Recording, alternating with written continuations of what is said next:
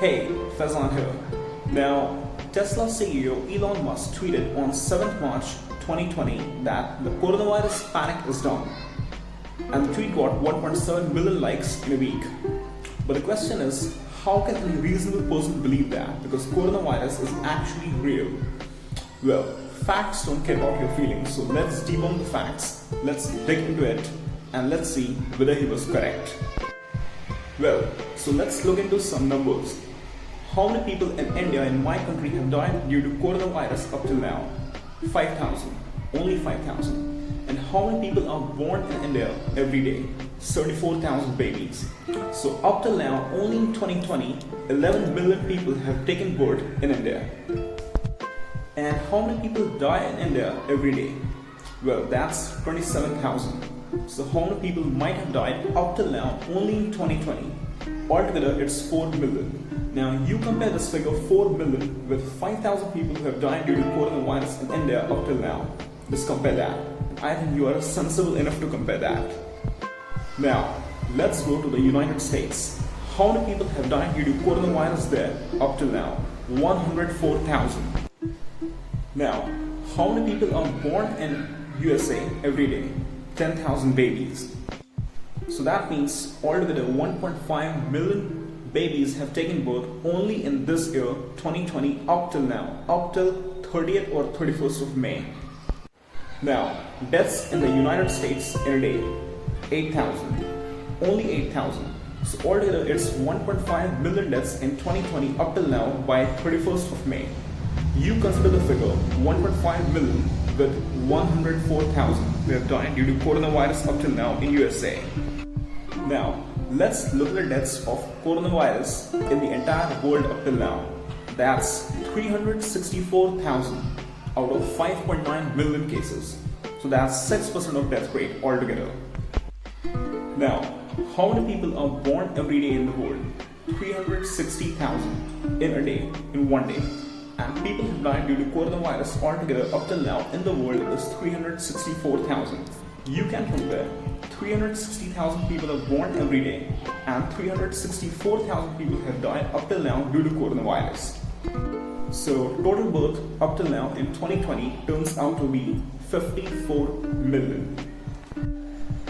Now, number of deaths in the world in a day, that's 150,000. So number of deaths which might have taken in 2020 up till now has to be close to 22.5 million.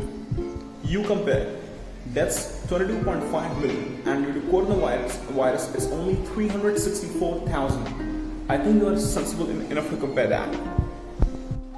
Now, let me take you to the figures of accidents in my country, India, and also to the figures of accidents around the globe in a year.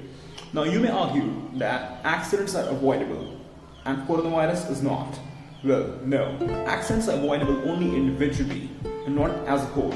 No country can ever avoid accident, whichever country it may be, Sweden, Norway, Japan, America, whatever it may be, you cannot avoid accidents. And since the number of vehicles are only being added day by day on the streets, accidents are only going to increase.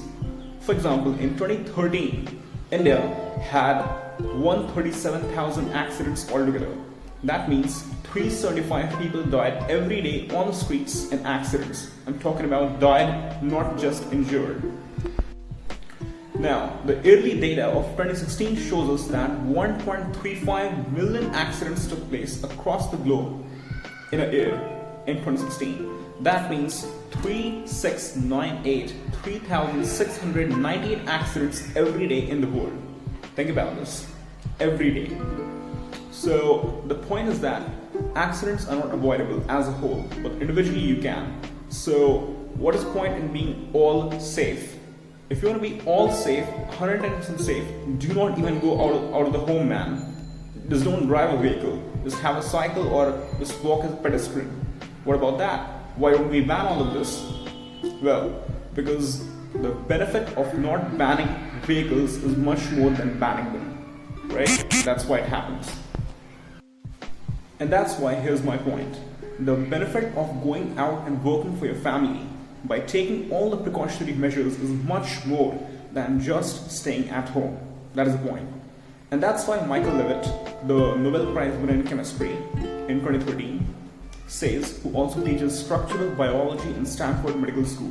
He said that there is no doubt in my mind that when we come to look back on this, the damage done by lockdown will exceed far more than the coronavirus or saving lives by itself. That's what Michael Levitt says. So finally, what happens in a country like India, in a developing nation or an underdeveloped nation, that whenever you have something like a lockdown, actually it's going to be worse for the poor people. They don't have food to eat, they don't have money to spend on buying some food for themselves.